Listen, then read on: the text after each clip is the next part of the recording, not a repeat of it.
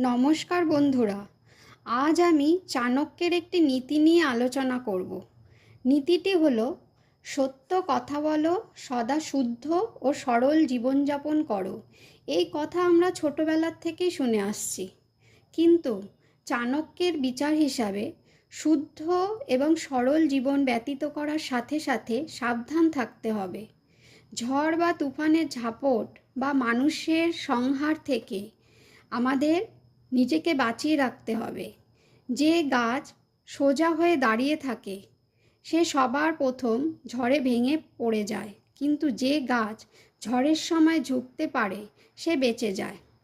সত্যের মার্গে টিকে থাকা উচিত, কিন্তু দুষ্টদের থেকে বাঁচার জন্য সময়ের সাথে নিজেকে বদলাতে হবে আর সাবধান থাকার কৌশল শিখতে হবে। মাখনে মেশানো একটু নুন মাখনকে নষ্ট করে দেয় না, বরঞ্চ তাকে আরও বেশি দিন টিকিয়ে রাখতে সাহায্য করে। ঠিক এইভাবে একজন সত্য এবং সরল মানুষকে নিজের স্বভাবে একটু চালাকি ও সাবধানী অবলম্বন করতে হবে। এই নীতিটি ভালো লাগলে লাইক করুন, শেয়ার করুন, আর এমন মোটিভেশনাল কথা শুনতে হলে সাবস্ক্রাইব করতে ভুলবেন না। ভালো থাকবেন।